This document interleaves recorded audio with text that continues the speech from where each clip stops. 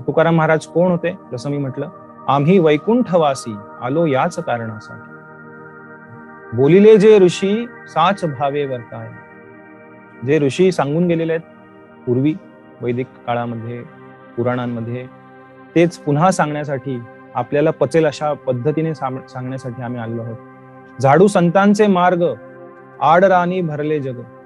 सर्व जग हे भरकटलेलं आहे, आडराणी गेलेलं आहे, पण संतांनी मार्ग काढलाय. या सर्व भयानक जे संसार सागर आहे, किंवा हा जो भयानक असं एक अरण्य आहे, अरण्यही म्हटलेलं आहे संसाराला श्रीमद भागवतामध्ये, तर त्यातनं रस्ता काढलेला आहे संतांनी. तोच रस्ता तुम्हाला दाखवण्यासाठी, तोच रस्ता पुन्हा उज्ज्वलित करण्यासाठी झाडू संतांचे मार्ग, आडराणी भरले जग. सगळं जग आडराणी जाऊन बसलेलं आहे कुठेतरी, चुकीच्या संकल्पनांमुळे, अज्ञानामुळे. उच्चिष्टांचा भाग शेष उरला तो सेव. तर ह्या महान साधू संतांचे उच्चिष्ट जे आहेत, तसं श्रीमद भागवतामध्ये अनेक भक्त आहेत भगवंतांचे. अर्जुनही म्हणतो की नारद, असित, देवल, व्यास आदी सर्व महान भगवत भक्तांनी सुद्धा हेच सांगितलंय. अर्जुन 10व्या अध्यायात भगवान श्रीकृष्णांना म्हणतो, असितो देवलो व्यासो स्वयं चैव ब्रवीषि परम ब्रह्म परम धाम पवित्रम परमं भवान.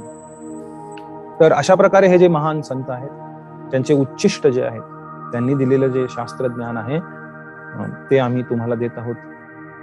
अर्थे लोपली पुराणे नाश केला शब्द ज्ञान, विषय लोभी मने साधने बुडविली.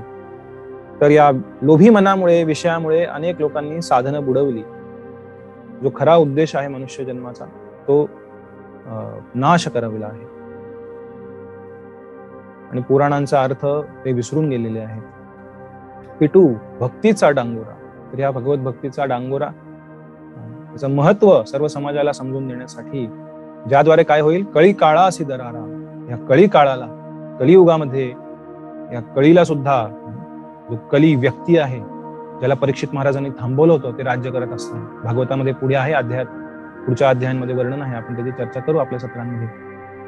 तर परीक्षित महाराजांनी थांबवलेलं कली.